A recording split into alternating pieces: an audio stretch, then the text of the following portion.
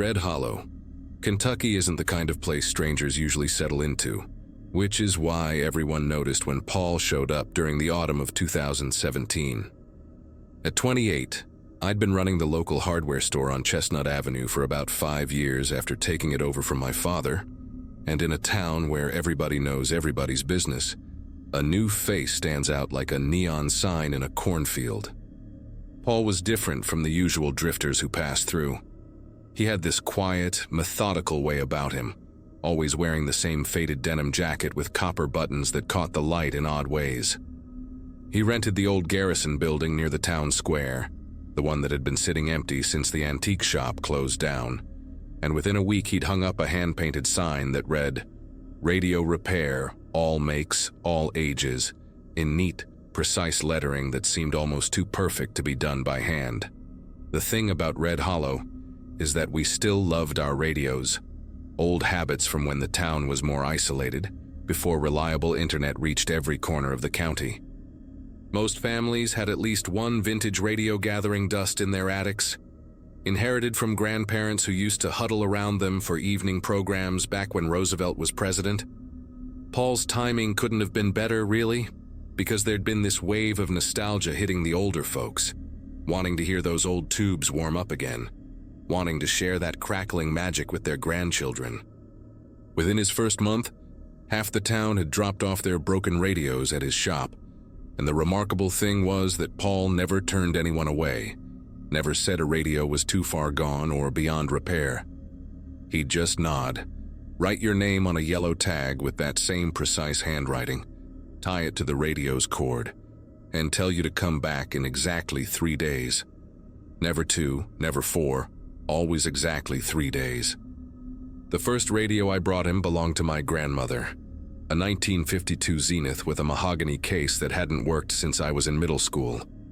Paul ran his fingers along the wooden grain like he was reading Braille, then opened the back panel without even looking for the screws, his hands just knowing where everything was supposed to be.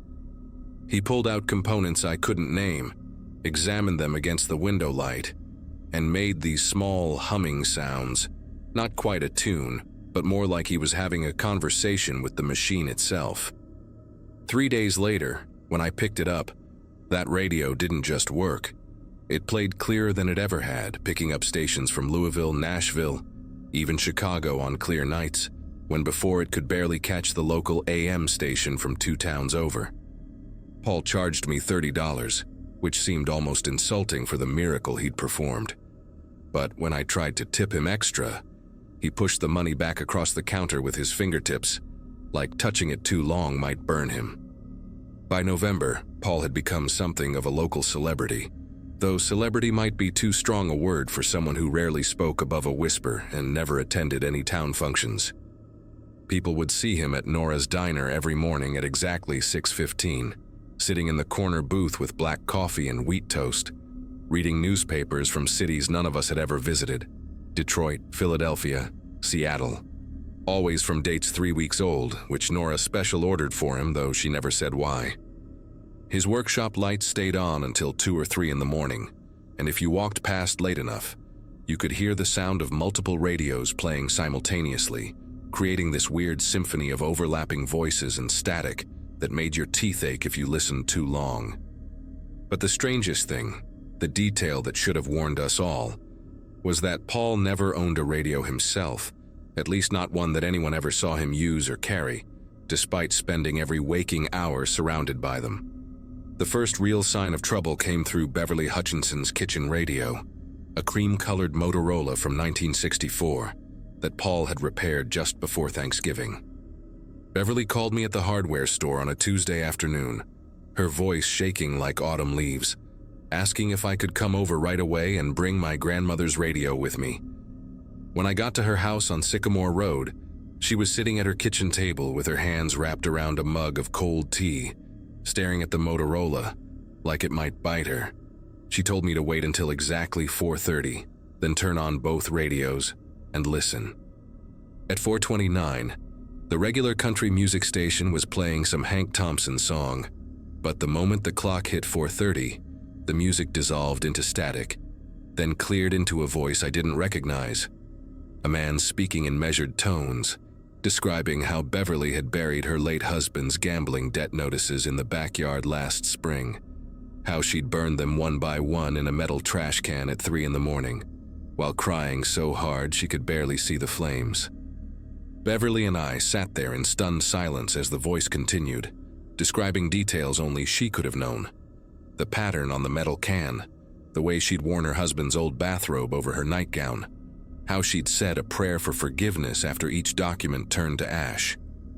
Then the voice shifted, and suddenly it was describing my morning routine from the previous day, how I'd stood in front of my bathroom mirror for 12 minutes debating whether to shave, how I'd eaten cereal straight from the box while reading yesterday's mail, how I'd called my ex-girlfriend's number just to hear her voicemail message before hanging up without leaving anything. The broadcast lasted exactly 7 minutes. Then both radios snapped back to the country station as if nothing had happened, right in the middle of Patsy Cline singing about falling to pieces. Beverly asked me to take her radio with me, said she never wanted to see it again, and when I picked it up I noticed something I hadn't seen before. Tiny scratches on the bottom that looked like initials, though not Beverly's initials or her husband's, but something that looked like a catalog number, BH047. Word spread through Red Hollow faster than wildfire in August, and by that evening, at least a dozen people had discovered their repaired radios were broadcasting similar invasive narratives at specific times throughout the day. George Whitman heard his radio describing the affair he'd had 20 years ago in Louisville, down to the name of the motel and the color of the bedsheets. The Carpenter twins' radio revealed where they'd been stealing copper wire from construction sites. And poor Nancy Dawson's old Philco announced to her entire bridge club that she'd been writing romance novels under a fake name and hiding the money in a separate bank account her husband didn't know about. Each broadcast lasted exactly 7 minutes, always at different times for different radios, and always containing information that the owners swore nobody else could possibly know. The hardware store became an impromptu meeting place that night, with people bringing their cursed radios wrapped in blankets and garbage bags. Some folks so spooked they'd remove the batteries and still claimed they could hear whispers coming from the speakers. Sheriff Garrett, a bear of a man who'd been keeping order in Red Hollow since before I was born, initially thought it was some kind of elaborate prank, maybe kids with broadcasting equipment trying to stir up trouble.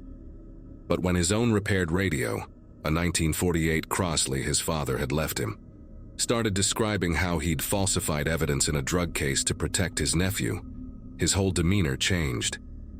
He organized a group to go to Paul's shop that very night, taking me along since I'd been the first to experience the broadcasts with Beverly. The workshop was dark when we arrived around 9:30, but the door was unlocked, which should have been our first warning that something was deeply wrong. Inside, the front room looked normal enough. Workbenches covered in radio parts, soldering irons neatly arranged, boxes of vacuum tubes sorted by size and type. But there was a smell underneath the motor oil and heated metal. Something organic and wrong, like overripe fruit mixed with copper pennies. And all of us noticed how the temperature dropped at least 10 degrees the moment we stepped through the doorway.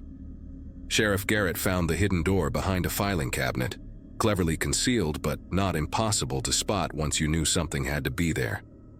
The cabinet slid aside on hidden rails, revealing a narrow staircase that descended into what must have been a basement nobody knew existed. The garrison building's original plans showed no lower level. The smell got stronger as we went down, and we could hear something mechanical running, a rhythmic clicking and whirring like an old film projector crossed with a typewriter. The room at the bottom was maybe 20 feet square, lit by dozens of small red bulbs that gave everything a darkroom quality, and every wall was lined floor to ceiling with recording equipment, reel-to-reel tape machines, professional microphone setups, and hundreds upon hundreds of cassette tapes in plastic cases. Each cassette was labeled with a name and date, and when Sheriff Garrett started reading them aloud, we realized they were all people from Red Hollow, some who'd moved away years ago, others who'd died, and at least 30 names none of us recognized at all. The centerpiece of the room was a massive wooden table, covered in what looked like surveillance equipment from different decades. Old telephone switchboard components, telegraph keys, primitive recording devices I'd only seen in museums, and modern digital recorders all wired together into some incomprehensible network. But what made us all stop breathing was the far wall, where Paul had created a map of Red Hollow using pushpins and colored thread, with photographs attached to various locations, photos taken through windows, showing people in their homes, in their most private moments. There was Beverly burning her husband's papers, George Whitman meeting his lover at a motel, Nancy Dawson typing at her secret computer, and dozens more, each photo time-stamped from years before Paul had supposedly arrived in town. Sheriff Garrett pulled down one photo of a young woman named Catherine Brennan, and written on the back in Paul's precise handwriting was, KBR 031, disappeared April 2008, recordings complete, awaiting broadcast window. Catherine Brennan had been reported as a runaway 9 years ago, just another troubled kid who'd left for the big city, except now we were staring at evidence that suggested something far worse. Sheriff Garrett immediately called for backup from the state police while the rest of us stood frozen in that red-lit room, afraid to touch anything else we might find. Behind another stack of equipment, Deputy Collins discovered a leather journal filled with pages of notes about radio frequencies and human consciousness, about how certain wavelengths could carry more than just sound, how they could preserve what Paul called essential narratives of a person's existence. The last entry, dated just that morning, simply read, "They know now, time to migrate the collection to Location C. Must preserve the archived voices before they understand the complete process." We found Paul 2 hours later at the bus station 3 towns over, sitting on a bench with a single suitcase that contained nothing but clothes and more cassette tapes. These ones labeled with names from other states, other towns we'd never heard of, going back nearly 40 years according to the dates. He didn't resist arrest, didn't say a word except to ask if we'd touch the equipment in the basement. And when Sheriff Garrett said yes, Paul's face went white as fresh paper, and he whispered something about containment protocols being broken. The state investigators spent 3 weeks in that basement, cataloging everything, and what they found still makes my chest tight when I think about it. The tapes weren't just recordings. They contained hours upon hours of people's most intimate moments, conversations they'd had alone in their cars, phone calls they thought were private, even what seemed to be recordings of their dreams based on the sleep-talking and unconscious murmurs. 37 names on those tapes matched missing persons cases from Kentucky, Tennessee, and Indiana, spanning 4 decades. And while they never found bodies, they found something else. A second room behind the basement wall containing personal effects from each missing person, carefully preserved and labeled with those same catalog numbers.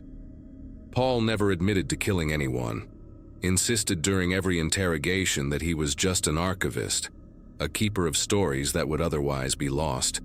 But he also never explained how he got those recordings, or why Catherine Brennan's purse was in that hidden room with her driver's license still inside.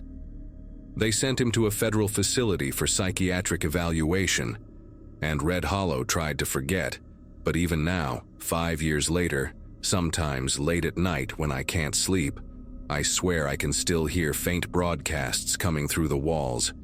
Voices I recognize describing moments that haven't happened yet, conversations that won't occur for days or weeks.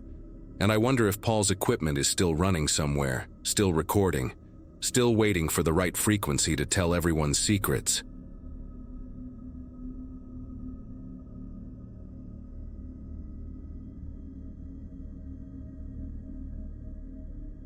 The drive to Gladwin took me through miles of pine forests and forgotten highways, past rusted mailboxes and weathered barns that looked exactly like they did 35 years ago.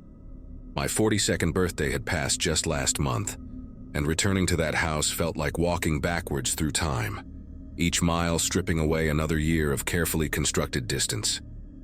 My family owned that property from 1989 to 1991, though nobody ever explained why we left so suddenly, why Dad took a pay cut to relocate us to Ohio, or why Mom would change the subject whenever I asked about our old place. The realtor had called me 3 weeks earlier. The current owners abandoned it, stopped paying taxes, and now it sat in foreclosure. Since my name was still on some old county records as a former resident, they wondered if I wanted first option to buy. I didn't want the house, but something pulled me back there. Some unfinished thread that had been tugging at me for decades. The property looked smaller than memory suggested, sitting on the wrong side of the railroad tracks that divided Gladwin between the respectable neighborhoods and places like ours. Paint peeled from the siding in long strips like dead skin, and the front porch sagged under the weight of neglect and Michigan winters. I parked my rental car beside a pile of rotting lumber someone had stacked against the garage 20 years ago, now home to possums and God knows what else. The key was under a fake rock near the steps, exactly where the realtor said it would be. Standing there with that cold metal in my palm, I remembered my younger sister Melody, how she used to clutch my arm when we walked up these same steps after school. She was 7 when we lived here, always talking about the thin man she saw at night, standing in the corner of our shared bedroom. Mom would smooth her hair, tell her it was just shadows from the streetlight, but Melody would shake her head so hard her pigtails would whip around, insisting he was real, that he watched us sleep. Inside, the house exhaled 30 years of dust and mildew, that particular smell of abandonment that gets into your throat and stays there. Faded wallpaper curled at the corners, revealing water stains that spread across the ceiling like diseased skin. I walked through the living room, my footsteps echoing on warped hardwood, remembering how Mom used to keep plastic covers on all the furniture, how Dad would sit in his recliner reading the paper, while pretending not to hear Melody crying upstairs about the thin man. The kitchen cabinets hung open, most of the doors missing, and someone had torn out the old avocado-colored appliances, leaving gaps like pulled teeth. But it was the hallway that made me pause, that narrow passage leading to the bedrooms where the air seemed thicker, heavier. The closet door at the end of the hall stood slightly ajar, the same closet Melody refused to go near, the one she said the thin man came from. I pushed open our old bedroom door, hinges screaming against the silence, and found myself staring at that corner where Melody claimed he stood. The room felt wrong, too small, like the walls had crept inward over the years. Afternoon light filtered through filthy windows, casting long shadows across the floor, and I understood how a 7-year-old might see monsters in those dark angles. But then I noticed something that made me stop breathing for a moment. Scratch marks on the closet door frame, deep gouges in the wood that looked deliberate, desperate. I ran my fingers along them, feeling how they went deep into the grain, wondering if they'd always been there or if years of tenants had added their own marks. The closet itself was empty except for wire hangers that chimed softly when I opened the door wider, but the back wall looked different, newer than the rest, like someone had put up fresh drywall at some point. The drywall came apart easier than it should have, crumbling under pressure from my car key, revealing a narrow crawl space behind it that shouldn't exist according to the house's layout.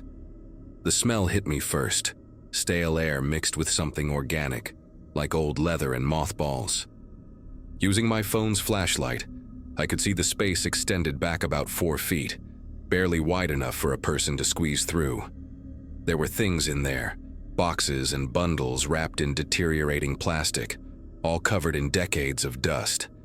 I pulled out the nearest box, my shirt catching on exposed nails, and found it full of someone else's life. Photographs from the 60s, women in beehive hairdos and men in narrow ties, all smiling at backyard barbecues and holiday parties. At the bottom was a driver's license for someone named Gregory Fulton, issued in 1968. The plastic cracked, but the photo still visible. A man with hollow cheeks and deep-set eyes that seemed to follow you no matter which angle you held it. More boxes revealed more pieces of the Fulton's life. Carolyn Fulton's nursing diploma from 1965, their wedding album, tax returns, even a collection of his wristwatch still ticking impossibly after all these years. Everything you'd never leave behind voluntarily. The last box contained something that made me pull my hand back, like I'd touched something hot. A child's dress, yellow with tiny daisies, folded carefully around a pair of small white shoes. Beneath that, Newspaper clippings about the Fultons' disappearance in 1969, how they'd vanished one October night, leaving dinner half-eaten on the table, their car in the driveway, their door unlocked. The articles mentioned search parties, theories about mob connections, mental breakdown, but nothing conclusive. One piece, dated 6 months after they vanished, mentioned how the new owners reported strange incidents. Doors opening by themselves, shadows in the hallways, the feeling of being watched. Those owners lasted 8 months. I sat there on the dusty floor, surrounded by the Fultons' abandoned life, when I heard footsteps on the front porch.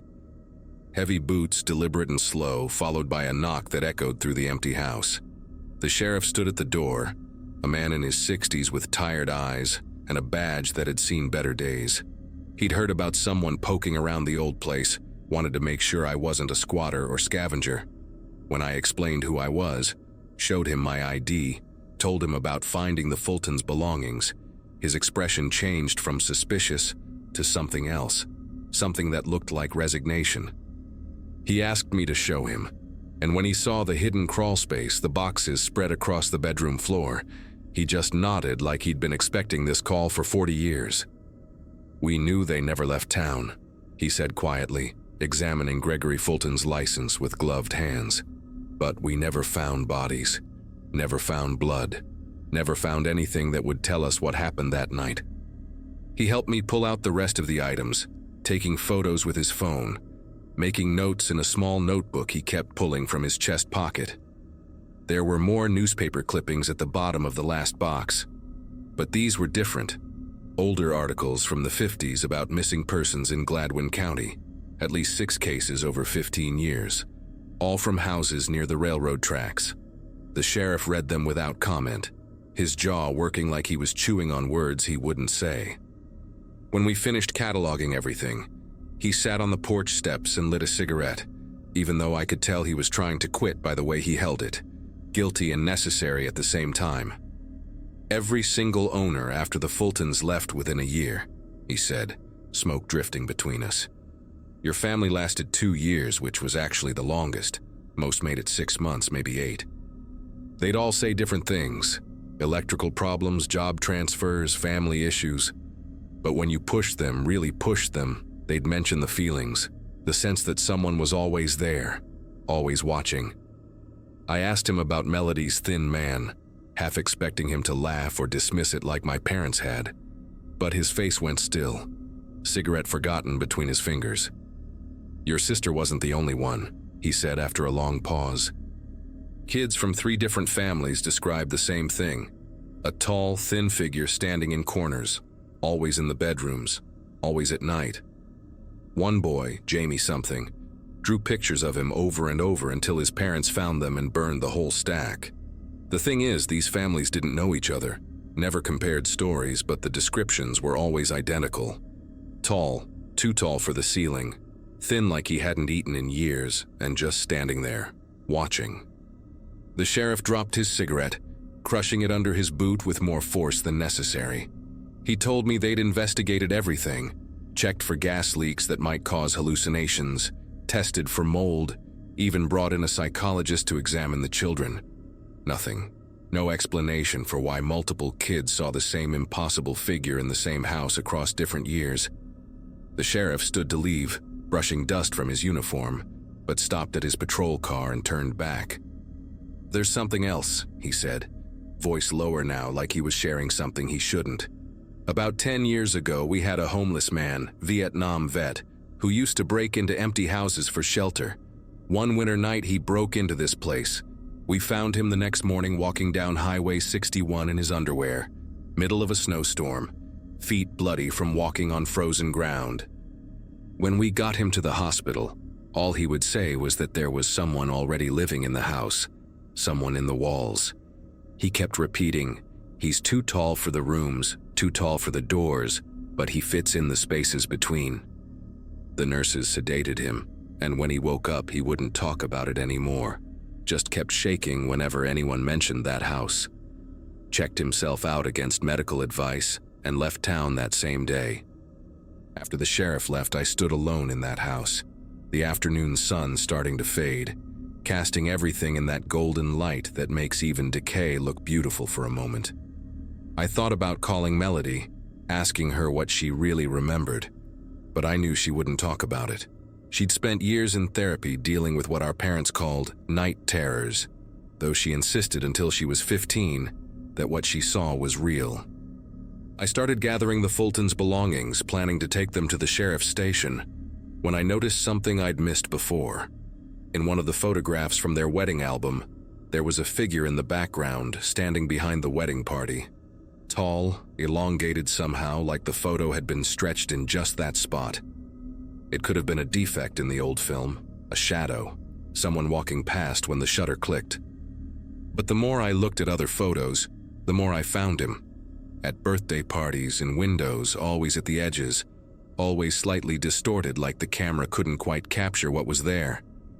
I left everything for the sheriff to collect, walked out of that house and drove straight back to Ohio without stopping except for gas. 2 weeks later, the sheriff called to tell me they'd torn the house down, found nothing unusual in the walls or foundation, no bodies, no evidence of foul play. The Fultons were officially still missing. Case cold.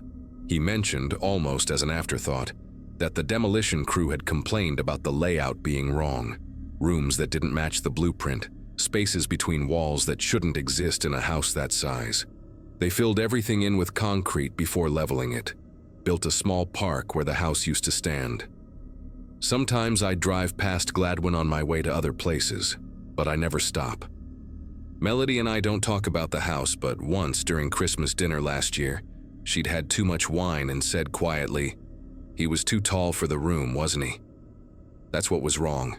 He was too tall for any room. We changed the subject immediately, but I knew she still remembered, still saw him sometimes in her dreams, standing in corners that shouldn't exist, waiting in spaces between walls, too tall for any house but somehow always fitting perfectly in the places we don't look.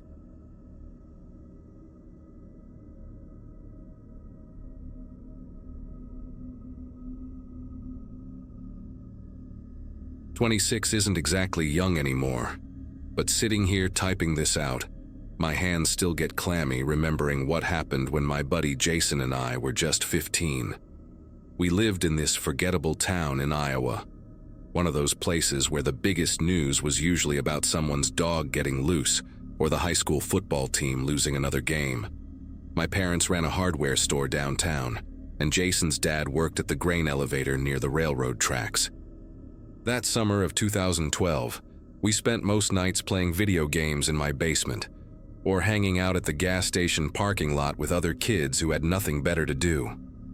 Small town life was boring as hell, which is probably why we decided to sneak out that particular Thursday night in early August. Jason had been texting me all evening about how his older brother told him the park behind Miller Street was where kids went to smoke and drink without getting caught. Neither of us smoked or had access to beer, but the idea of being out past midnight felt rebellious enough for two sheltered kids like us. The park wasn't anything special, just a basketball court with bent rims, some rusty swings, a slide that had been repainted so many times you could peel the layers off like an onion, and a concrete restroom building that always smelled like piss and mildew. We climbed out my bedroom window around 12:30, using the oak tree beside the house that I'd been using as an escape route since I learned about it from a movie. The walk there took maybe 20 minutes through empty streets, past dark houses where everyone was sleeping like normal people do on weeknight. When we got to the park entrance, the first thing we noticed was this old sedan parked near the basketball court, maybe a dark blue or black Ford from the early 2000s. Hard to tell the exact color in the darkness. The engine was running, but the headlights were completely off, which seemed weird even to our teenage brains. We could barely make out someone sitting in the driver's seat, just a shadow really, but definitely a man based on the size and shape. Jason grabbed my arm and whispered something about maybe we should leave, but I was trying to act tough. You know how kids are. So I yelled out, "Hey, everything okay over there?" Real loud. The reaction was immediate and violent. The engine roared. Tires squealed against the asphalt, leaving marks you could still see days later. and the car tore out of there so fast it almost clipped the fence post at the exit. We stood there for a good minute, our hearts pounding, trying to process what just happened. After the adrenaline wore off a bit, we actually laughed about it, making jokes about interrupting someone's drug deal or maybe catching someone cheating on their spouse. We walked over to the basketball court where the car had been parked, and Jason found a cigarette butt still smoldering on the ground, one of those menthol ones with the green ring around the filter. The smart thing would have been to leave right then, but we were 15 and thought we were invincible, so we stayed and headed over to the swings instead. The chains creaked like crazy when we sat down, that metallic groaning sound that echoes in empty spaces at night. We were there maybe 10 minutes talking about stupid stuff like whether Ashley from biology class liked Jason back, when I noticed movement near the restroom building about 30 feet away. The door to the men's room was cracked open maybe 6 inches, and there was someone standing behind it, watching us through the gap. At first I thought maybe it was just another teenager or someone who actually needed to use the bathroom, but then I saw the mask. It was one of those cheap plastic masks they sell at the county fair every year, the kind with the elastic band that always breaks. This one was supposed to be a wolf or maybe a dog, with fake fur glued around the edges that was peeling off in places. The person wearing it wasn't moving at all, just standing there perfectly still, and I could see their eyes through the holes, reflecting a little bit of light from the street lamp across the park. Jason followed my stare and went completely quiet mid-sentence, his whole body tensing up on the swing next to me. We sat there for what felt like forever, but was probably only 30 seconds, having this bizarre staring contest with someone in a discount Halloween mask hiding in a public bathroom. Jason was the first to move, standing up slowly from his swing and pulling out his phone to use as a flashlight. The second that beam hit the restroom door, whoever was behind it pulled back into the darkness, and we heard the door slam shut completely. Then nothing, no footsteps running away, no door opening again, just absolute silence, except for our own breathing and the distant sound of a train horn somewhere across town. We argued in harsh whispers about what to do, Jason wanting to run immediately while I insisted we should check if someone needed help. Maybe it was just some homeless person trying to sleep. Finally, we compromised and decided to walk past the restroom on our way out, staying far enough away to run if needed, but close enough to see if the door opened again.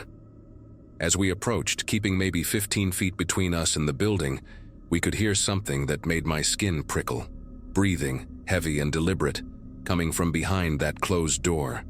Not like someone out of breath from running, but more like someone deliberately breathing loud enough for us to hear, almost like they wanted us to know they were still there. Jason had his phone recording video at this point, his hand visibly trembling in the screen's glow, and we speed-walked past without stopping. The moment we cleared the restroom, we heard the door creak open behind us, and both of us just bolted without looking back. We ran harder than I've ever run in my life, cutting through backyards, jumping fences, setting off motion sensor lights all over the neighborhood until we finally made it back to my house, gasping and covered in sweat. We stayed up the rest of the night in my room, doors locked, chairs propped against them like that would somehow help if someone really wanted to get in. Around 5 in the morning, when the sun was starting to come up and we finally felt somewhat safe again, Jason showed me the video he took. Most of it was just shaky darkness and our footsteps, but there was one frame, just one, where you could see the mask more clearly when we passed by. Behind the cheap plastic wolf face, the person was wearing what looked like medical scrubs, the light blue kind, and there was something dark stained on the front that could have been dirt, or could have been something much worse. We debated calling the police, but figured they'd just think we were making stuff up, or get us in trouble for sneaking out, so we kept quiet and agreed to never go back to that park again. The next morning, Friday, my mom was watching the local news while making breakfast when she called me downstairs, her voice all worried and strange. On the TV, there was a reporter standing in front of the same park we'd been at just hours before, yellow police tape everywhere, cops walking around with evidence bags. The reporter was saying something about suspicious items found near the restroom facility and increased patrols in the area. But what really got my attention was when they showed a shot of the basketball court. Right there on the screen, clear as day, were the tire marks from that sedan peeling out, and 2 officers were taking photos of them. My mom asked if I knew anything about it since the park was so close to Jason's house, and I just shrugged and said no, my mouth completely dry. Then my phone started buzzing with texts from Jason. His older brother had driven by the park on his way to work and saw them pulling evidence out of the restroom, including a roll of duct tape, zip ties, and someone's cell phone that had been tossed behind the toilet. What happened next is what still keeps me up some nights, even after all these years. Jason's brother knew a guy who worked dispatch at the police station, and through that connection, we found out something that wasn't on the news. The police had pulled security footage from the gas station across from the park and from 2 different ATM cameras on Miller Street. According to what Jason's brother heard, the footage showed 2 teenage boys, us, entering the park at 12:53 in the morning. But here's the part that makes me want to throw up even now. It also showed that sedan following us from about 2 blocks away, headlights off the entire time, starting from when we first left my house. The driver had been watching us climb out my window, had followed us through the streets, and had gotten to the park just minutes before we did. But that wasn't even the worst part. The footage also showed the person in the mask had been there since 11:30, an hour before we even left my house, just waiting in that restroom. The security cameras caught them arriving in a different car, a white pickup truck with mud covering the license plate, carrying a backpack that they never brought back out. When the police searched more thoroughly, they found that backpack hidden in the ceiling tiles of the restroom. Inside were more zip ties, a knife, a bottle of chloroform that later tested positive for fingerprints from 3 different missing person cases in neighboring states, and a notebook with dates and locations, including my address and Jason's address circled multiple times. The person in the mask and the driver of the sedan were working together, and according to the timestamps on the footage, they had been communicating by text the whole time we were there, coordinating their positions around the park. The police never caught them. Both vehicles turned out to be stolen, taken from a used car lot 2 towns over earlier that week.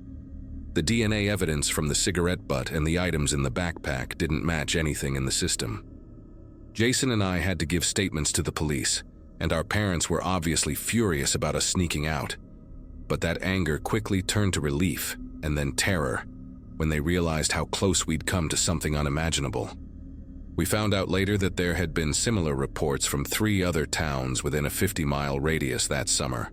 2 teenagers or young people alone at night, suspicious vehicles, someone in a cheap mask, and abandoned items suggesting an attempted abduction. In one case from June, a girl actually went missing for 6 hours before managing to escape from a basement when her captors left to get food. She described 2 men, one tall and thin, one shorter and heavy, but trauma had affected her memory, and she couldn't give enough detail for a sketch. After our incident, the pattern stopped completely, like they knew the heat was on and just vanished. To this day, I triple-check my locks. I never go to parks at night, and whenever I see those cheap plastic masks at stores, I have to leave immediately. Jason moved away for college and never came back to town. We don't talk about that night anymore, but I know he thinks about it too. Especially when the news shows another story about someone who wasn't as lucky as we were.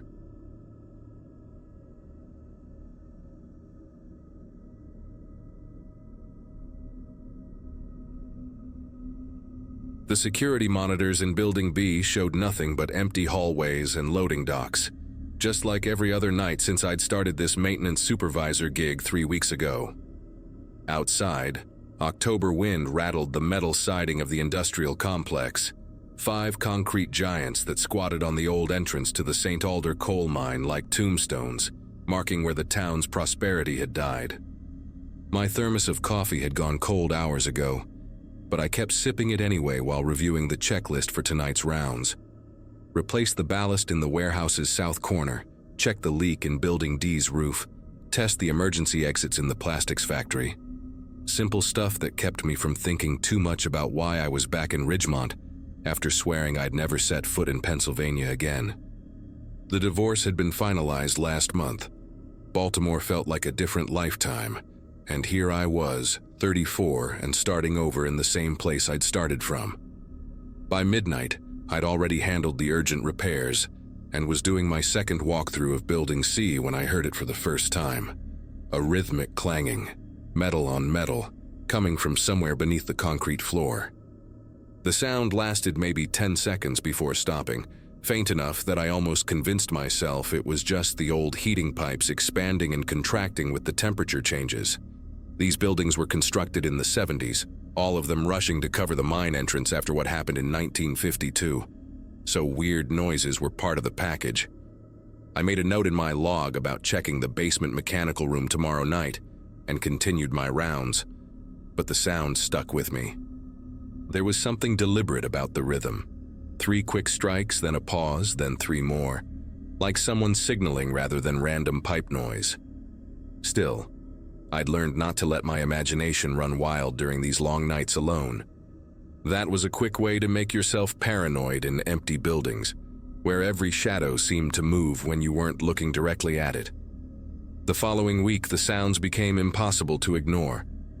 They started around 11 each night, always the same pattern but from different spots beneath Building C's floor, as if whatever was making them was moving through some kind of tunnel system below.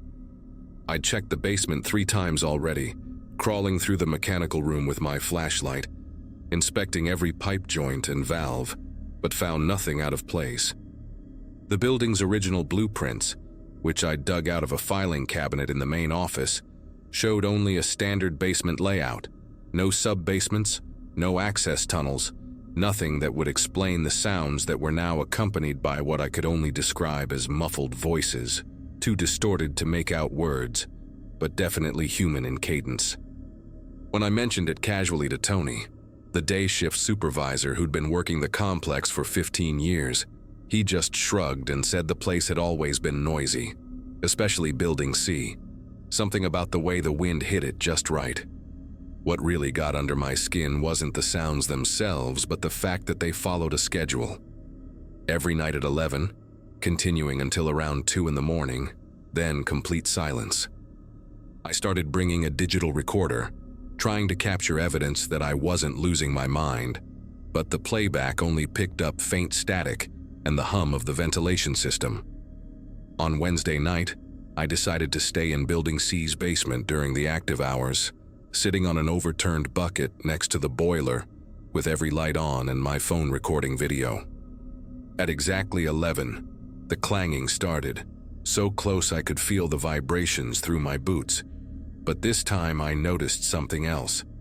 A draft of cold air that shouldn't exist in a sealed basement, coming from behind a section of wall covered by a massive industrial shelf unit loaded with old paint cans and cleaning supplies.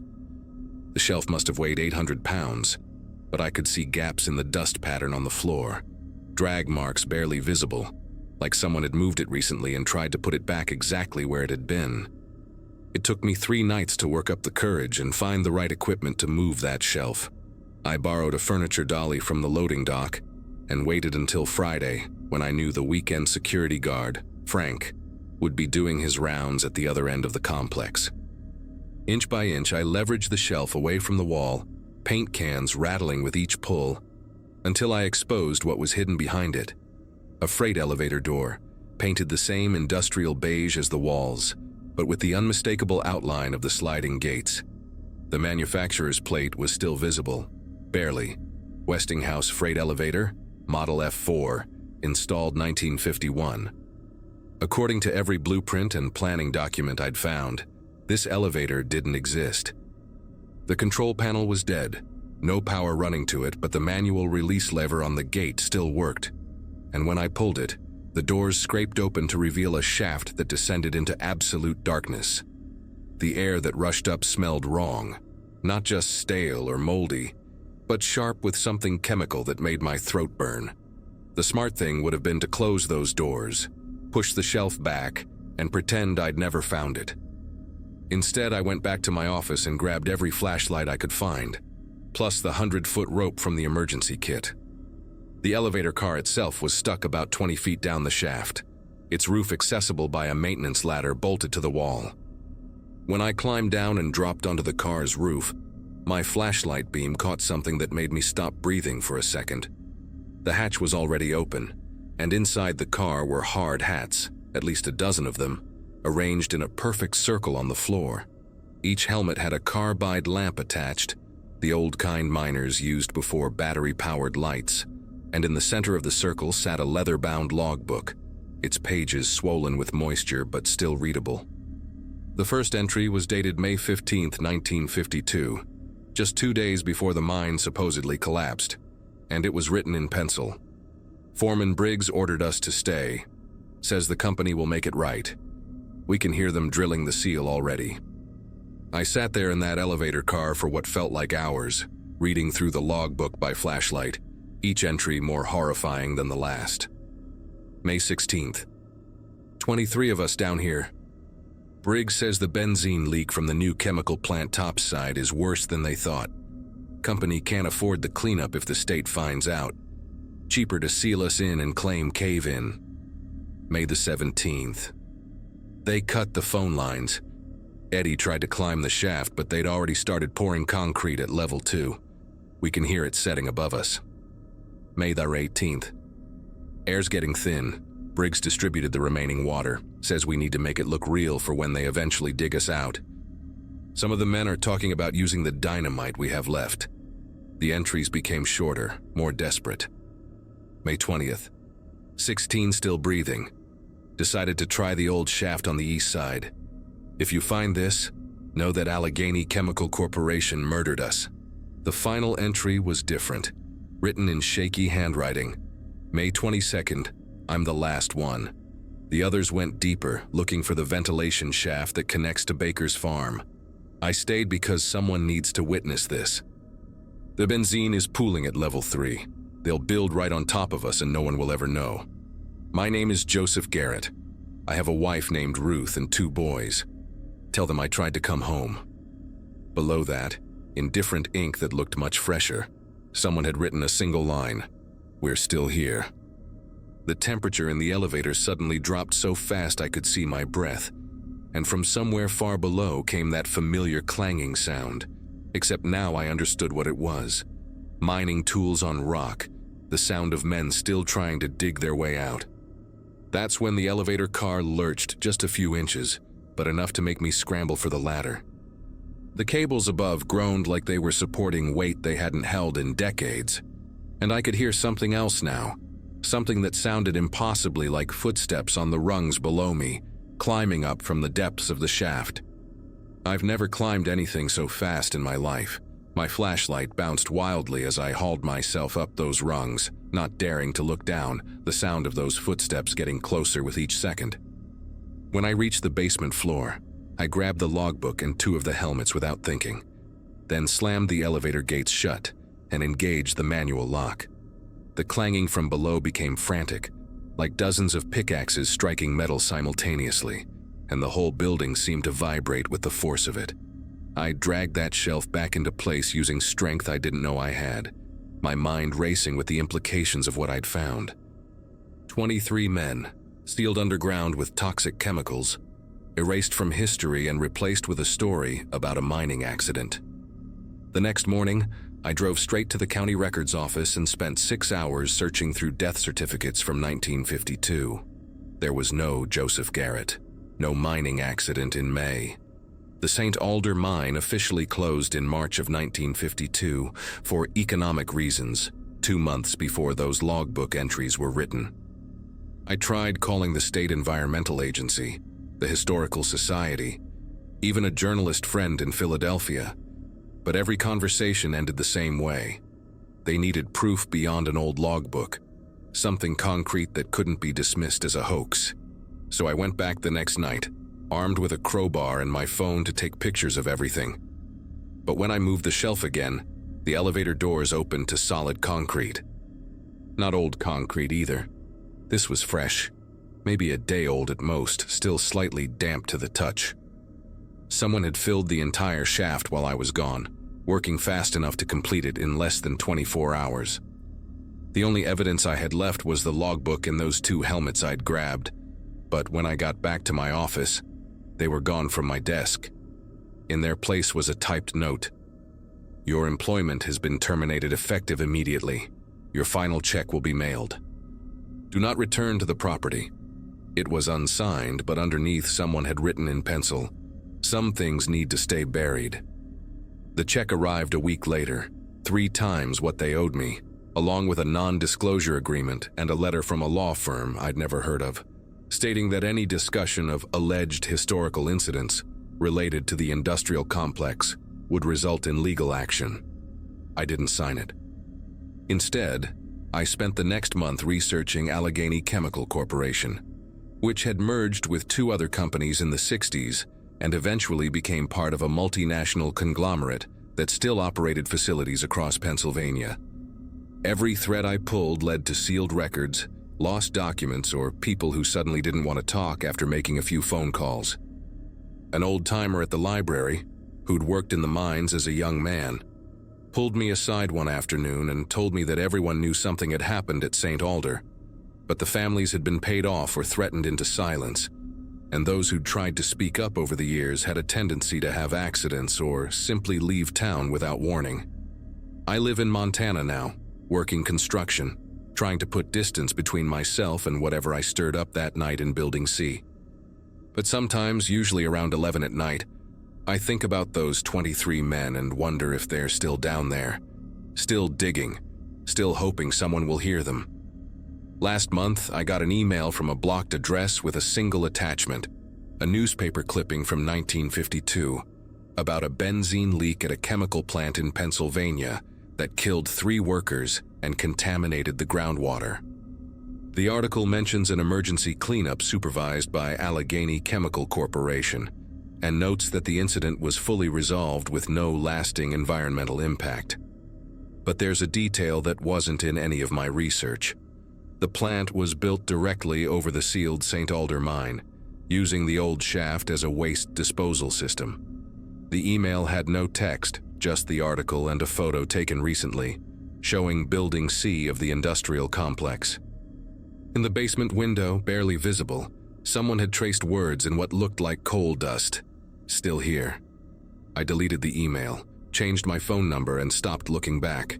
Some truths aren't meant to surface, and some voices, no matter how desperate, are better left unheard.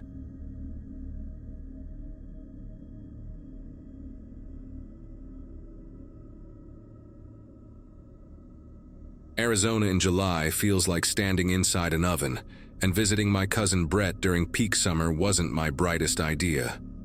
College in California had just wrapped up for me, and instead of heading home to surf and sleep, I drove 12 hours through the desert to spend a week with him. Brett had been doing ranger work for a couple years, out in this desolate stretch near the Superstition Mountains, living in a cabin that felt more like an outpost on Mars than anywhere in America. Just turned 21 that spring, and here I was sweating through my shirt before noon, wondering why Brett chose this life over literally any other job. His place sat 3 miles from the nearest paved road, surrounded by nothing but scorched earth, towering saguaros, and these massive red rock formations that looked older than time itself. When I pulled up that Sunday afternoon, Brett came out to greet me, but something was different about him. He kept his eyes moving constantly, checking the ridgeline, the wash behind his cabin, even glancing at the sky like he expected something to drop from it. We sat on his porch that first evening, drinking lukewarm beer while the coyotes started their nightly chorus, and he barely said 10 words.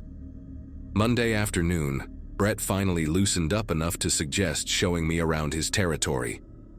Around 4 o'clock, when the sun had shifted enough to create some shade in the canyons, he mentioned Trail 14, said it was one of the quieter routes that most tourists never found, winding through a narrow canyon to reach some abandoned mining equipment from way back. The trailhead sat right behind his cabin, just a wooden post with a carved number 14 that looked ready to fall over. Brett loaded his pack with more gear than seemed necessary for a short hike: extra water, first aid kit, his radio, and his service weapon, which he checked twice before holstering. The path started easy enough, cutting between tall stands of Palo Verde trees, before descending into the canyon proper. After about 40 minutes of hiking, the walls rose up around us, red stone towering maybe 60 feet overhead, and the temperature dropped enough that I stopped sweating for the first time all day. Brett led us toward what he called Skeleton Creek, explaining it hadn't seen water in almost a decade. We rounded a bend where the creek bed widened into a flat area scattered with white stones, and that's when we both stopped dead. Right in the middle of the wash was a javelina, its body parts arranged in a perfect spiral pattern, each piece placed with the kind of care that made bile rise in my throat. Brett pulled out his radio immediately but hesitated before calling it in. He walked around the carcass in a wide circle, taking photos with his phone, his jaw clenched so tight I could see the muscles working. The spiral was maybe 6 feet across, with the head placed dead center, eyes somehow still intact and staring straight up at the narrow strip of sky between the canyon walls. Each leg had been separated at the joint and positioned to create the spiral arms, with smaller pieces filling in the gaps. No blood pool underneath, which meant it had been killed somewhere else and brought here. Brett muttered something about this being the third one this month, then told me to step back while he documented everything.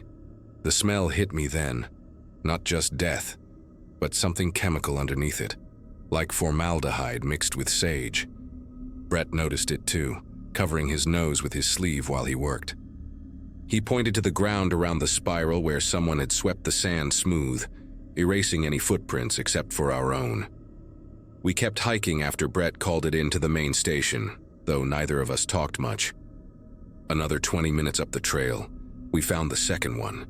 A coyote this time, arranged in a perfect triangle near a cluster of barrel cacti. Then a rattlesnake about 10 minutes later, its body parts forming a pentagon on a flat rock that jutted out from the canyon wall.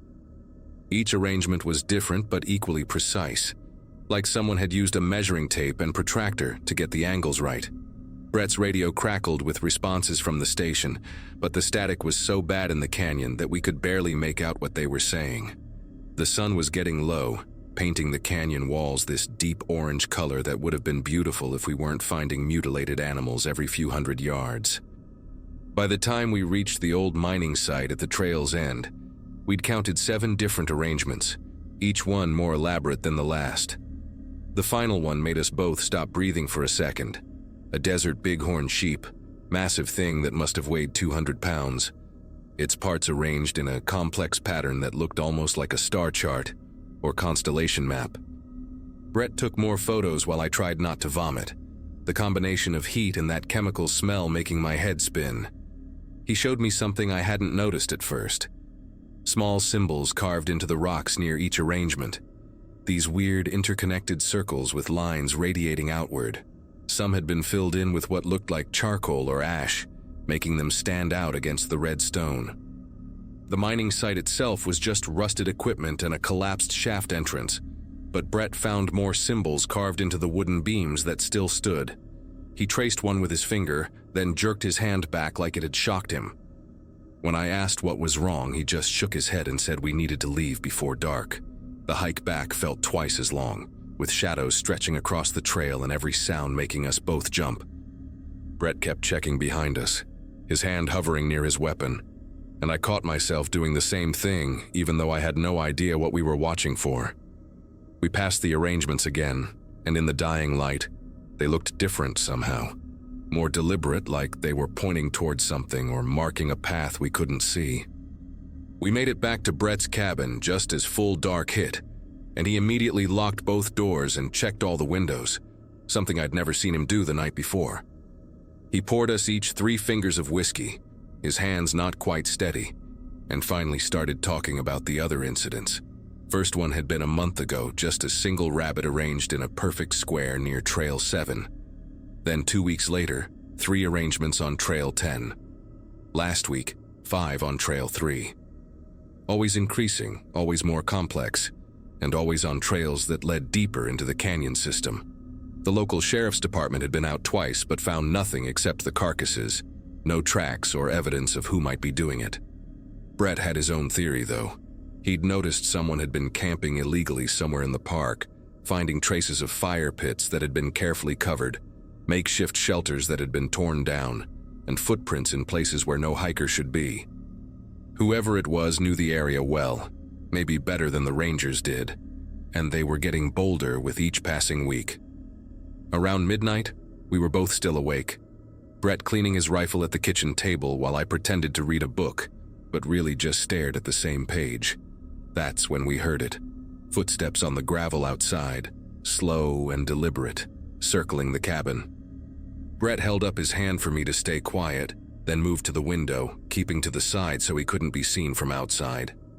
The footsteps continued, sometimes stopping right outside a window for 30 seconds or more before moving on.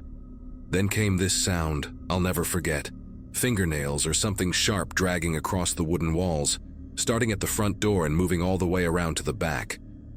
Brett had his rifle ready, but when he finally looked outside with a flashlight, nobody was there. Just our two vehicles parked where we'd left them, and the endless darkness of the desert beyond. The smell hit us when Brett cracked open the back door to check the porch. That same chemical stench from the canyon mixed with fresh-turned earth, and something else, something organic and wrong. There were no footprints in the dirt, which made no sense given how clearly we'd heard someone walking on the gravel.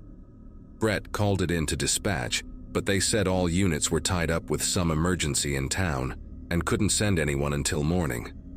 We spent the rest of the night taking shifts, one of us always awake and watching while the other tried to sleep on the couch. Every hour or so we'd hear something, a branch snapping too close to the cabin, what sounded like whispered voices from somewhere in the darkness, or that dragging sound against the walls again. Around 3 in the morning, I was on watch when I saw something that made every hair on my body stand up. Through the kitchen window, barely visible in the moonlight, someone was standing at the edge of the clearing where the desert began. They weren't moving, just standing there facing the cabin, too far away to make out any features, but close enough that I knew they were watching us. I grabbed Brett, but by the time he got to the window, whoever it was had vanished. We found something in the morning, though, a patch of disturbed earth about 50 feet from the cabin where someone had been digging. The hole maybe 3 feet deep and perfectly rectangular, with that same awful smell rising from it. Sheriff's Department finally showed up around 9 that morning, 2 deputies who looked like they'd rather be anywhere else. Brett led them to the hole first, and I watched their expressions change from bored to concerned when they saw how precise the edges were, like someone had used a framing square to get perfect 90-degree angles. One deputy took photos while the other walked the perimeter, finding more disturbed areas we'd missed in our exhaustion. Smaller holes arranged in a pattern that formed a half circle around the back of the cabin. They called for backup and a forensic team, suddenly taking everything very seriously. While we waited, Brett showed them photos from the trail, and one of the deputies recognized the symbols carved in the rocks. Said they'd found similar markings at an abandoned homestead about 15 miles north, where some squatters had been living illegally for months before disappearing 2 weeks ago. The forensic team arrived in the afternoon with metal detectors and excavation equipment, and what they found in those holes changed everything. Animal bones, hundreds of them, sorted by type and wrapped in cloth that reeked of that chemical smell. But underneath those, they found notebooks wrapped in plastic, pages filled with detailed observations about every ranger in the park, their schedules, their routes, even personal details like what they ate for lunch. My name was in there too, written just days before I'd arrived, with a note that said, "Visitor coming young male, relationship to Ranger Howell unknown, surveillance priority high."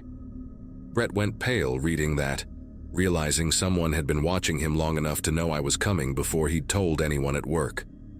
The notebooks contained maps of every trail in the park, marked with times and dates of ranger patrols, hiker traffic patterns, and these strange symbols at specific locations. One map showed Trail 14 with 7 marks, exactly where we'd found the animal arrangements. But there were marks on other trails too, dozens of them, some with dates listed for the coming weeks.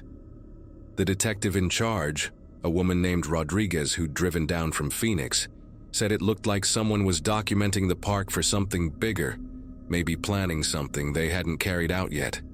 She had Brett and the other rangers evacuate all the remote cabins that night, moving everyone to the main ranger station in town. They found the camp the next morning, hidden in a box canyon that wasn't on any official trail maps. 3 military-style tents, supplies for months, and more notebooks filled with observations going back 2 years.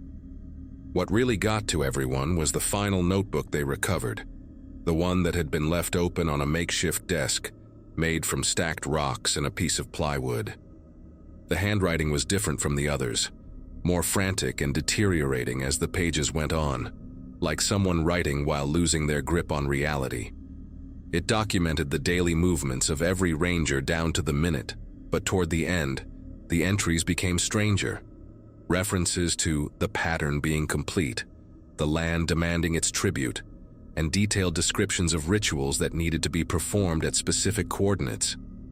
The last entry, written just 2 days before we found those arrangements on Trail 14, was the worst. It described Brett and me by name, said we would walk the trail as planned, that we would find what had been prepared, and then just one line at the bottom. They walked the trail every night. Below that, nothing but coordinates, hundreds of them, covering 3 pages, each one corresponding to a location in the park.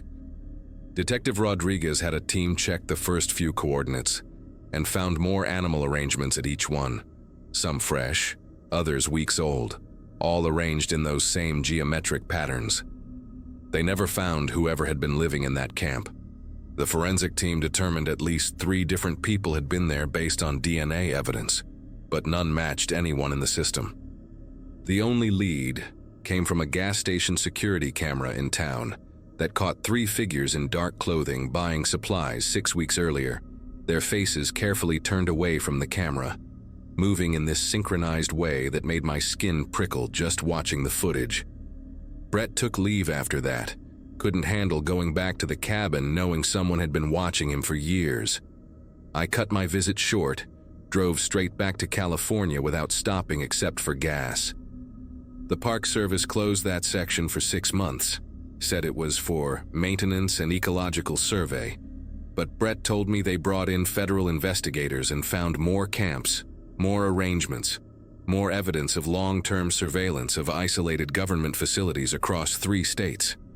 I still have nightmares about that figure standing at the edge of the clearing, and sometimes I wake up certain I can smell that chemical stench, that mix of death and earth and something else. Brett's working in Colorado now, an office job with the Forest Service. Says he's done with remote assignments. He sent me a news article last month about hikers finding animal arrangements in the Rockies. Same geometric patterns, same symbols carved in the rocks. The article didn't mention the notebooks they found, but Brett heard through his contacts. Same handwriting, same detailed surveillance, and at the bottom of the last page, those same 5 words that keep me awake some nights.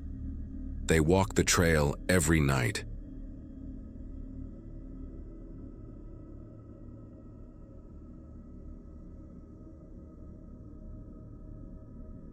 The oil fields of Midland County paid better than anything else a 23-year-old dropout could find in West Texas, and that's how I ended up sharing cheap beers with Curtis most nights after our shifts. He rented this weathered 2-story place just off Route 19, about 15 minutes from the drilling sites, where the desert stretched endlessly in every direction, and the nearest neighbor lived a quarter mile away. Curtis had been there 6 months when I started coming around in September of 2022, and the house already looked like it had been abandoned for years, peeling yellow paint, warped wooden siding, and windows that rattled whenever the wind picked up. But the rent was dirt cheap. He had a massive TV, and after 12 hours of wrestling with drilling equipment under the scorching sun, neither of us cared much about aesthetics. We'd sink into his torn leather couch, crack open a case of Lone Star, and drink until our bodies stopped aching and the room started spinning. That particular night in late September started like any other. We'd polished off most of a bottle of Jim Beam between us, chasing it with beer after beer while watching old westerns on his ancient plasma screen. The house creaked and groaned around us the way old houses do, but around 11 that night something different started. It was this soft, deliberate knocking sound, 3 taps at a time, coming from somewhere inside the wall behind the TV. Curtis just laughed it off, slurring something about the ancient plumbing in these old houses, how the pipes knocked when the temperature dropped at night. But these weren't random clanking sounds. They had a rhythm, a pattern, like someone signaling from inside the walls. Then we heard footsteps directly above us, slow and measured, crossing from one end of the ceiling to the other. Curtis went quiet for a moment, then grabbed another beer and cranked up the volume on the TV, but I could still hear those footsteps pacing back and forth, right above our heads, right? The next few nights followed the exact same pattern. We'd drink ourselves stupid, and right around 11:11, those 3 knocks would start up again, always from that same spot in the wall. The footsteps would follow minutes later, sometimes stopping directly above wherever we were sitting, like whoever was up there knew exactly where to stand. Curtis kept insisting it was nothing, said the previous tenants probably had the same issue, that old houses in Texas settle weird when the foundation shifts from the heat. But drunk as I was, I started noticing other things he seemed determined to ignore.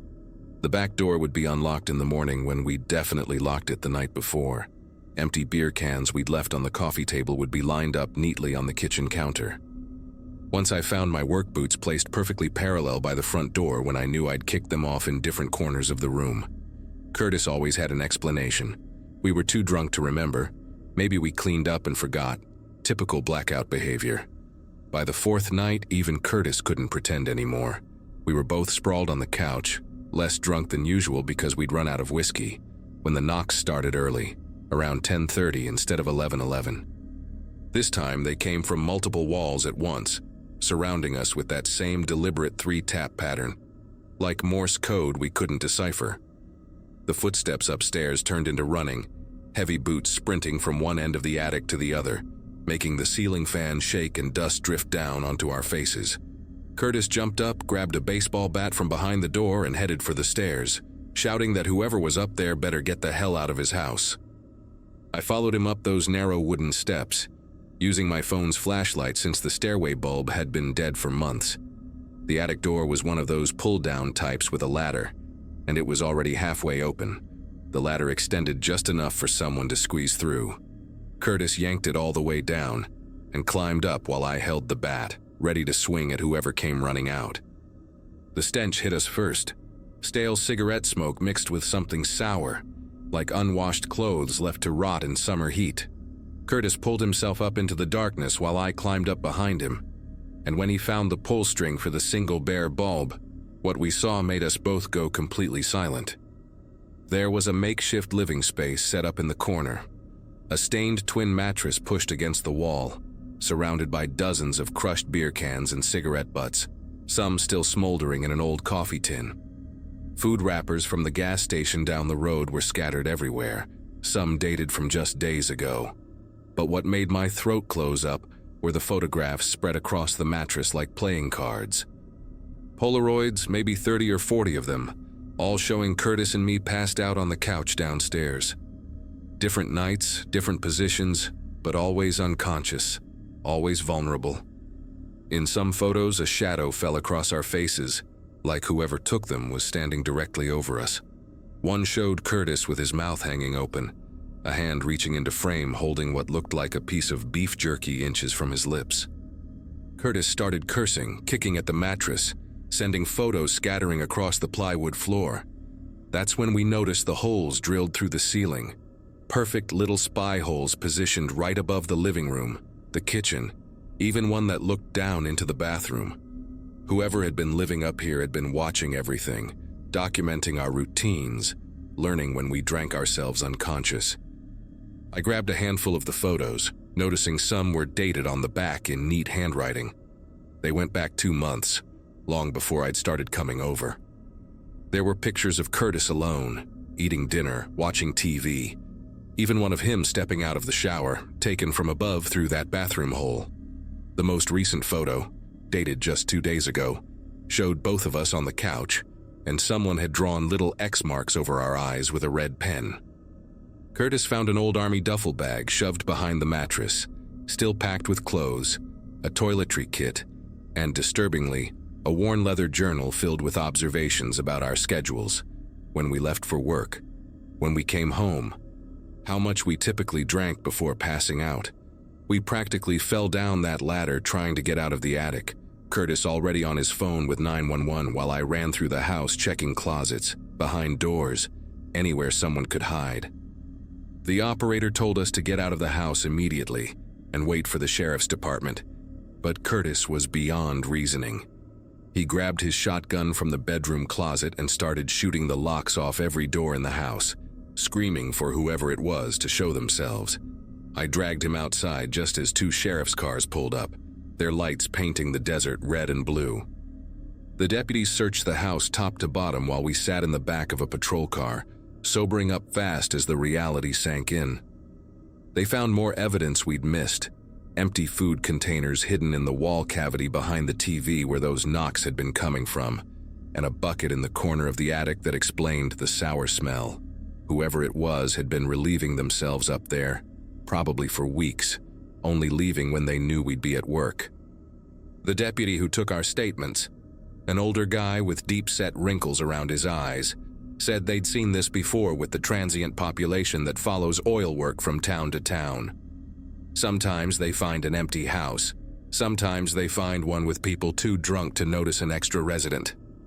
He showed us something else they found, a crude map drawn on notebook paper, showing the house layout, our work schedules written in the margins, and a note that said, Thursday night, heavy drinking, dead to the world by midnight. That was tonight. The deputy speculated our uninvited guest had probably been entering through the attic's external access panel, the one hidden behind the massive oak tree in the backyard that neither of us had ever thought to check. They found fresh scratches on the panel's lock and boot prints in the dirt below, leading off into the mesquite brush. Curtis asked if they could track whoever it was, but the deputy just shook his head.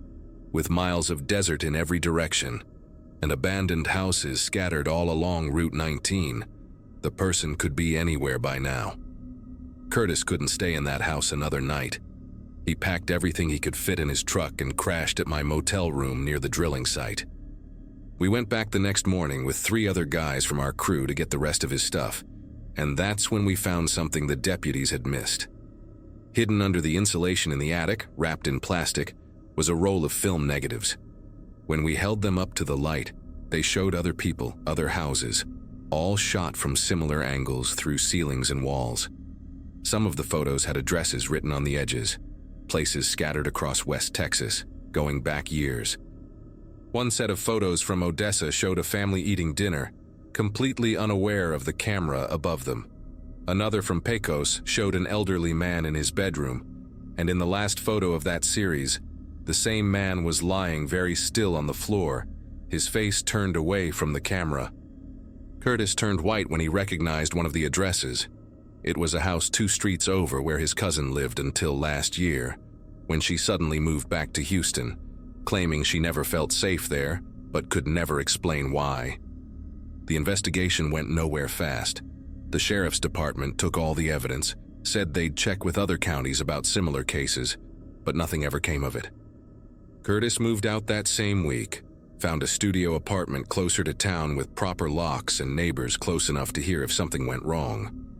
About a month later, I ran into the property manager at the gas station, and he mentioned they'd found similar setups in 2 other rental houses along Route 19.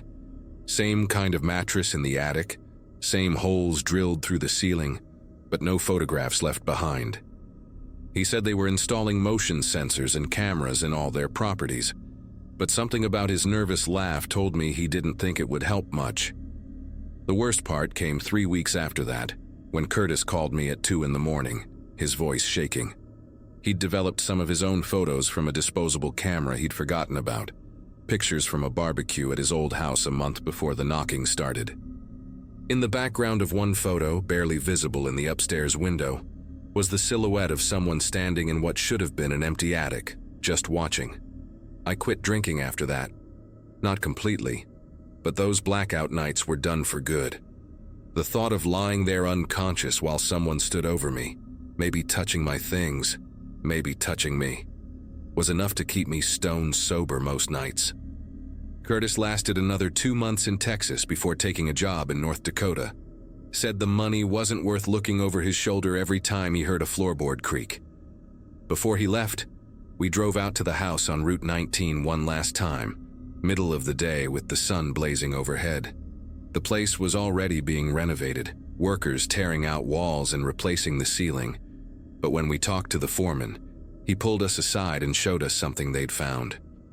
Behind the drywall in the master bedroom, they'd discovered a narrow crawl space just wide enough for someone thin to shimmy through, connecting every room in the house. Inside were more photographs, hundreds of them, some so old they'd yellowed and cracked. Different decades, different families, all living their lives while someone moved through their walls like a ghost. The foreman said they'd found similar passages in 3 other houses being renovated along Route 19, all built by the same contractor back in the 60s. I still work the oil fields, but I live in a newer apartment complex now. 3rd floor with a single entrance and windows that face the parking lot, where there's always someone coming or going. Sometimes at night, when I hear the normal sounds of an apartment building, footsteps from upstairs, pipes gurgling in the walls, I have to remind myself that these are just my neighbors living their lives. But I check my locks 3 times before bed, and I've got a security camera that uploads to the cloud, recording everything while I sleep. The sheriff's department never caught anyone, and eventually the case files got buried under newer problems. Every few months, Curtis texts me a link to some news story from a small Texas town. Another house, another attic, another set of photographs left behind. We don't talk about it directly, but we both know it's the same person, still out there, still moving through the empty spaces where people never think to look. What haunts me most is wondering how many times we sat there, drunk and laughing at the TV, while someone stood perfectly still just inches away behind the drywall, breathing shallow breaths, waiting for us to pass out so they could come out and document our unconscious bodies for reasons I'll never understand and don't want to.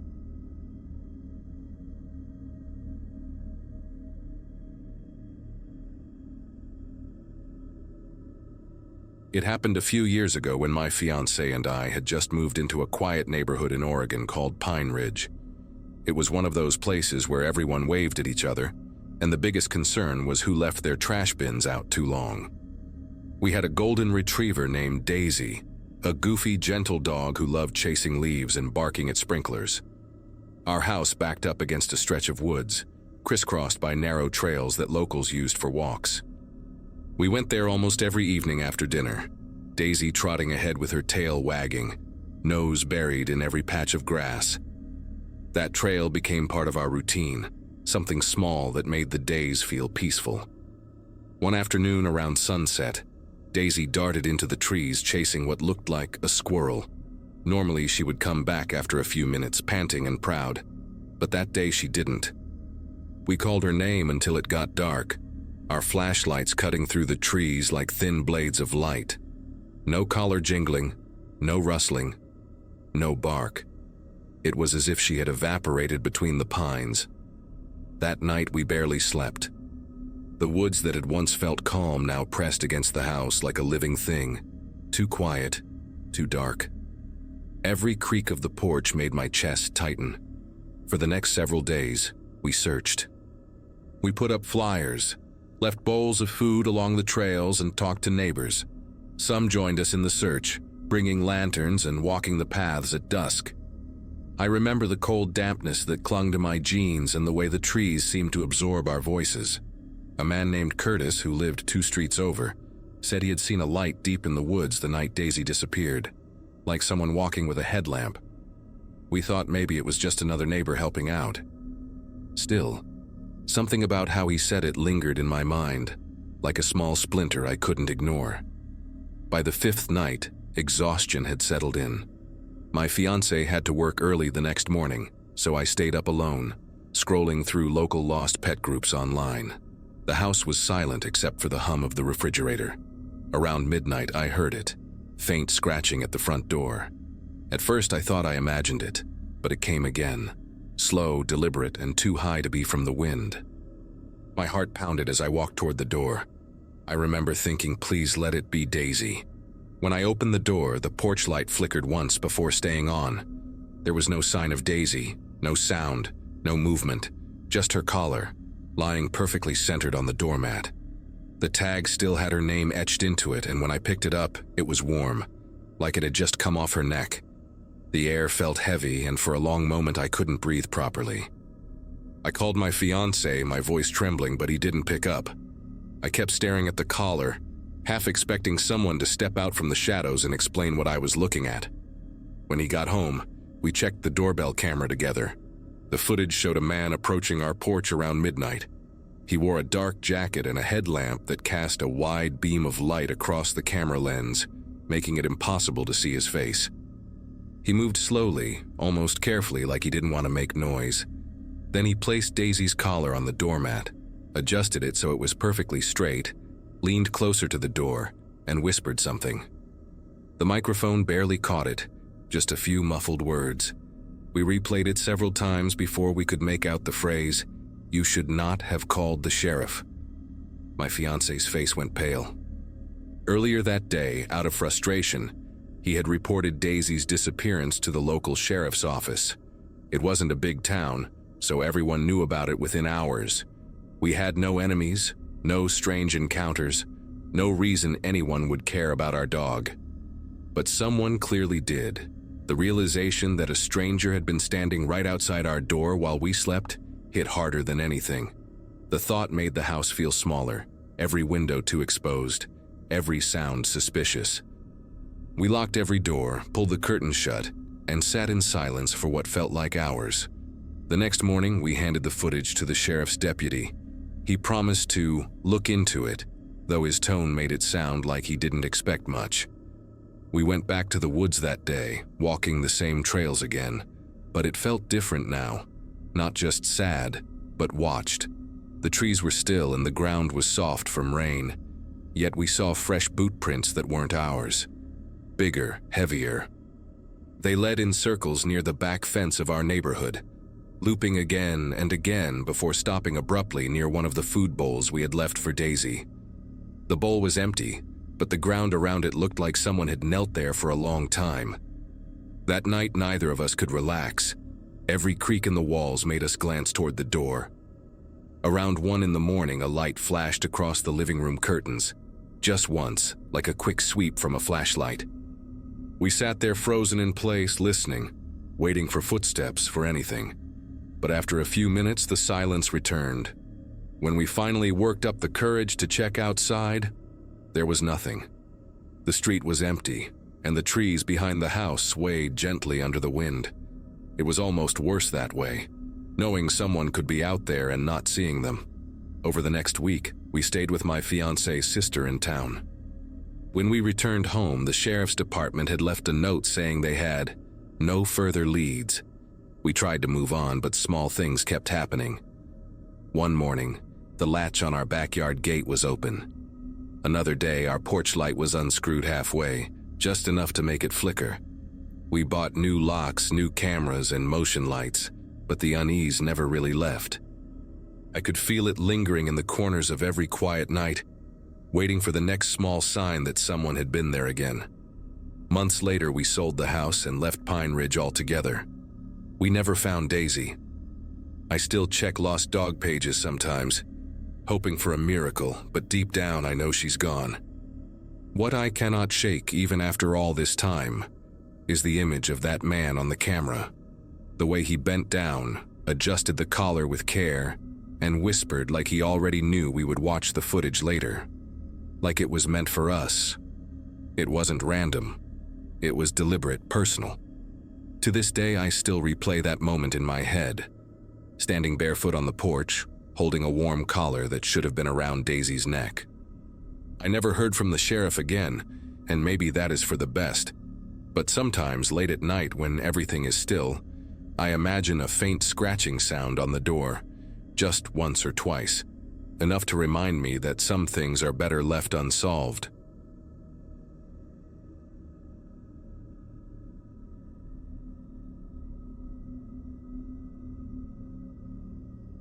Moving into that small rental house on Birch Street felt like hitting a reset button I had been too afraid to press for years.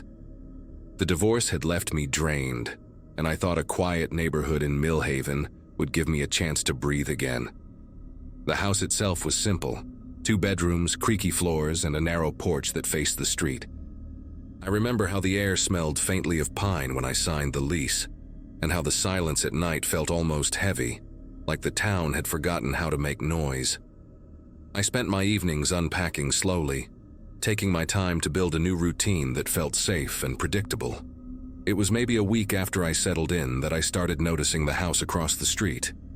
It was identical in layout to mine, except for a larger bay window on the 2nd floor. During the day, the place seemed empty. No movement, no car in the driveway, no lights. But at night, around 2 in the morning, something strange would happen. The curtains would open with a slow pull, like someone dragging fabric against dry air. I would always glance at the clock, and every single time it read 2:14 a.m. On the other side, behind that window, there was always a figure standing still, staring straight toward my house. At first, I told myself it was just my imagination, or maybe a reflection. I even tried ignoring it, closing my own blinds earlier and leaving a lamp on to keep from thinking about it. But curiosity kept winning. The next night, I waited. 2:13. The curtains across the street were still drawn. I leaned forward, eyes fixed on the window. Then, right on time, 2:14, the fabric slid apart, and there it was again. A silhouette, unmoving, like a statue carved from darkness. It was eerie not because it looked strange, but because it looked so deliberate, so precise, as if whoever stood there knew I would be watching. The following afternoon, I decided to walk over and knock on their door. The house looked abandoned up close. Paint peeling, grass overgrown, mailbox overflowing with circulars. I knocked twice, waited, and finally heard footsteps approaching from inside. A man opened the door halfway, maybe in his late 40s, wearing a faded green shirt with paint stains on the sleeves. I introduced myself and asked if someone in his house might be awake around 2 every morning, watching the street. He gave me a confused smile and said, "No one lives here but me, friend, and I sleep through the night." Something about his tone made the hairs on my neck rise, but I forced a polite nod and went back home. That night I tried to convince myself it was just an odd coincidence. Maybe the guy across the street had a weird schedule. Maybe he worked late and stretched before bed. Maybe anything. But when I stepped outside later to bring the trash bins in, I noticed the same faint outline behind the curtains again. It was not 2:14 yet. It was barely past midnight. I stood there for a few seconds pretending to check my phone while that dark shape seemed to shift slightly, like whoever it was had taken a step closer to the glass. I went back inside and locked the door, even though I had never been the kind of person to do that in a small town. The next morning, I found something stuck to my front door with a strip of tape. It was a printed photograph of me sleeping in bed. The angle was perfect, not from outside the house, but from somewhere inside the room. I checked every inch of that bedroom, the closet, the attic entrance, under the bed, and behind the dresser.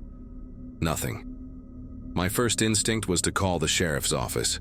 He came by, a broad man with a calm voice, and after I showed him the photo, he said it was probably some kids playing a prank.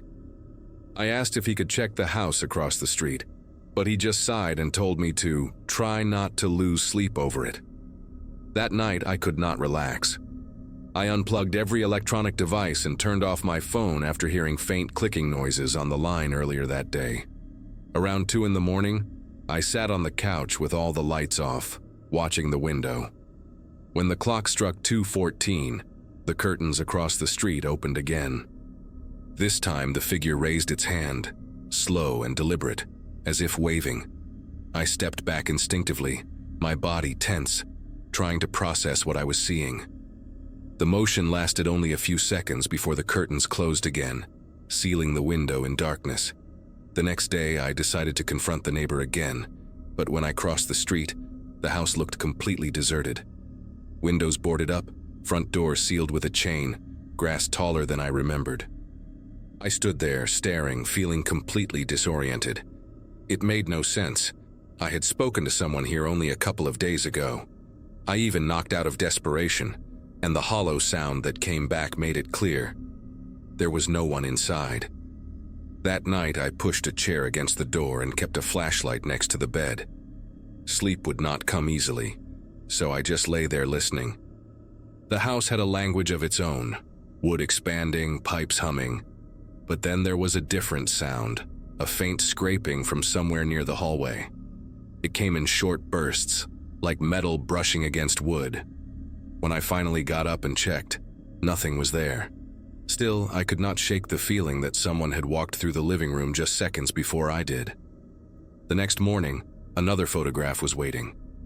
This time it was taped to the mailbox, and it showed my kitchen from the corner near the back door. My heart sank because I recognized that corner. It was the one where the floorboard squeaked whenever I stepped on it. I went straight to the sheriff again, but he just looked at me with tired eyes and said there was no evidence of trespassing. I could tell he was humoring me, probably thinking the divorce had messed with my head. He even asked if I was taking any medication, which made me leave before saying something I would regret. Days passed, and the pattern kept repeating. Some nights the window across the street stayed dark, and I started to think it might be over. Then, just as I let my guard down, I would hear the faint click of my phone again or notice a light flickering from that same bay window. It was like whoever, or whatever it was, wanted to remind me I was being watched. I stopped eating properly, kept the blinds shut, and even began checking the locks 3, sometimes 4 times before bed. The paranoia was eating away at me, piece by piece. One night, desperate to prove I was not imagining things, I set up my old camera by the window, facing the house across the street. I let it record through the night, then watched the footage the next morning. The video was mostly dark and grainy until the exact time hit, 2:14 a.m. The curtains opened, slowly, and for the first time I saw the figure clearly. It was me. Same face, same shirt I had worn that night, standing motionless in that window, staring back at my own house. I stared at the screen for a long time, my reflection frozen on top of that image of myself inside the other house. It made no sense. There was no way it could have been recorded unless someone had access to my camera or the footage had been altered. I deleted the video right away, then disconnected the camera, the router, everything that could send or receive a signal. For the rest of that day, I stayed by the window, watching the empty house, waiting for something to move. Nothing did. The curtains stayed shut, no lights came on, and for a while, I almost believed whatever had been haunting me was gone.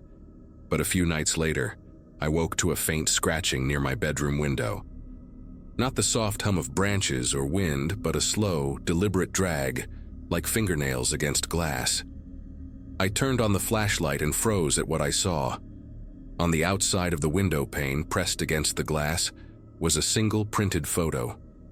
It showed me sitting exactly as I was in that moment, flashlight in hand, mouth half open, eyes wide.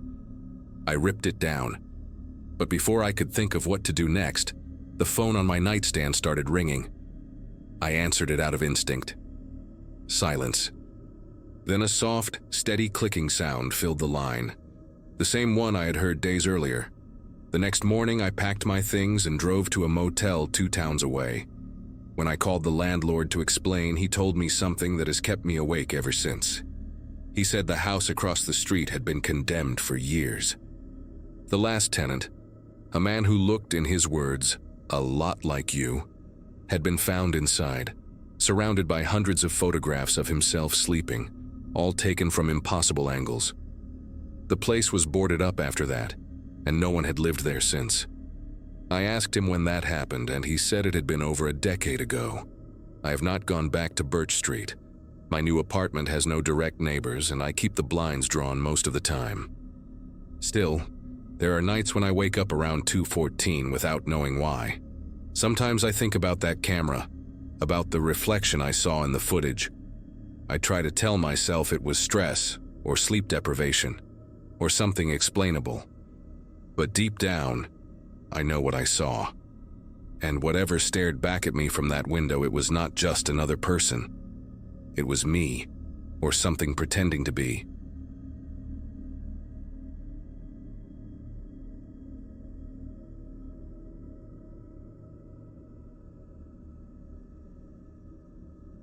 The house I rented in Willow Creek was the kind of place you could drive past without noticing.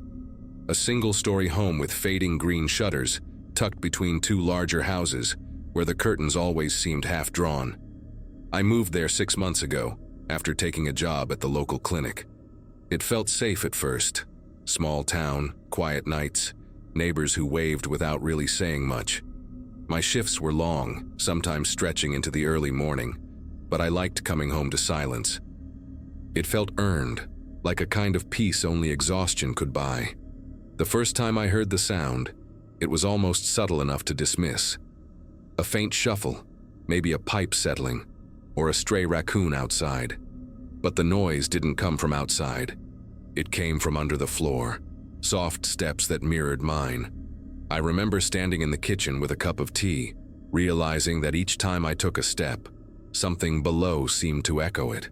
Same rhythm, same pause, like a delayed imitation. Crouched down, pressing my ear against the worn linoleum, and for a few seconds there was nothing but the hum of the refrigerator. Then, a single deliberate step, right beneath me. I mentioned it to my landlord the next day. Mr. Callahan was a retired postal worker who lived 2 streets away and liked to talk about how quiet Willow Creek used to be. He chuckled when I told him about the footsteps, said something about my double shifts catching up to me. "You're hearing your own heartbeat in that old floor," he told me, tapping the wall like a man humoring a child. I laughed along, pretending it didn't bother me, but that night I left the kitchen light on before bed, just in case. Over the next few nights, the sounds returned, always around the same hour and somewhere between midnight and 1. Sometimes it was faint, like someone pacing carefully, trying not to be heard. Other times it came fast, right beneath my bedroom. I began to notice how perfectly it matched my own movements. If I walked 3 steps to the bathroom, 3 faint thuds followed below. When I stopped, it stopped. It got to the point where I found myself moving less, almost afraid to trigger it. The silence between us started to feel like a conversation. Sleep started coming harder. Even when I was exhausted, I'd wake to that dull creaking beneath me, perfectly in rhythm with my breathing. Sometimes it sounded like someone dragging their feet, slow and deliberate, as if testing how much noise they could make without waking me. One night, I slid out of bed and pressed my hand against the floor. The boards felt cold, like there was open space underneath. I'd never thought to check if the house had a crawl space. The idea of anyone being down there made me nauseous, but part of me wanted to know. The not knowing was worse. The next morning, I called Mr. Callahan again. This time, my voice shook as I told him I couldn't sleep, that the noises were getting louder. He sighed through the phone, said he'd stop by in the afternoon to take a look. When he arrived, he brought a flashlight and made a show of crawling under the porch. After a few minutes, he stood up, brushing dirt from his jeans. "Nothing but pipes and dust," he said, smiling in that tired way people do when they've already decided you're overreacting. I wanted to believe him. But that night the sounds started earlier, around 10. That was the first time I heard whispering. It wasn't clear words, more like someone humming under their breath, except the rhythm kept matching mine. I'd exhale, and half a second later a faint echo followed beneath me. I remember standing in the middle of my living room whispering, "Hello?" and hearing the exact same word come back from under the floor, stretched out, distorted. I nearly ran out of the house, but I didn't. I stayed there, frozen in place, trying to convince myself it was some trick of acoustics, or a neighbor's television bleeding through the floor. But deep down, I knew where it was coming from. The next day, I came home from work to find a note inside my refrigerator. It was written on the back of a grocery receipt, my handwriting, or something close to it. The word said, "You left the door unlocked again." The problem was, I always double-checked my locks. Always. I tore through the house looking for signs of forced entry, but everything was exactly as I'd left it. I even checked my phone, scrolling through old photos just to make sure my handwriting didn't really look like that. It was similar, but not quite, like someone had practiced it. The following night, I decided to stay awake. I turned off every light except the one above the stove and sat at the kitchen table with a mug of coffee that went cold an hour later. Around midnight, the air shifted. A heaviness settled over the house, like the atmosphere itself was waiting for me to move. Then came the first creak. I stood up slowly, testing the floor with one foot. Beneath me, a faint step answered. I took another, and it followed again. The sound wasn't coming from the edges of the room anymore. It was directly below my feet, keeping pace, closer than it had ever been. I grabbed the flashlight and crouched near the vent by the wall. The slats were old and bent, leaving a narrow view into the crawl space. When I shone the beam down, I expected to see dirt, maybe cobwebs. But something shifted in the light, a pale hand retreating just out of view. My breath caught in my throat and I stumbled backward, hitting the counter. The sound below grew frantic, scraping wood and fast shuffling like someone crawling away. I didn't chase it. I just stood there listening until it stopped completely. When the police arrived, they found the crawlspace entrance nailed shut from the inside. They pried it open, but there was no one there, just a blanket, some empty food wrappers, and a notebook filled with pages of my own daily routines. What time I left for work, when I came home, when I showered, even how long I stayed in each room. It went back months. The last entry said, "She doesn't know I can hear her breathing now." I moved out the next day, found another apartment in the next town, and changed my shifts at the clinic. I still don't know who was living beneath me or how long they'd been there, but sometimes, late at night, when everything's quiet, I still pause before I take a step, half expecting something beneath me to take one too.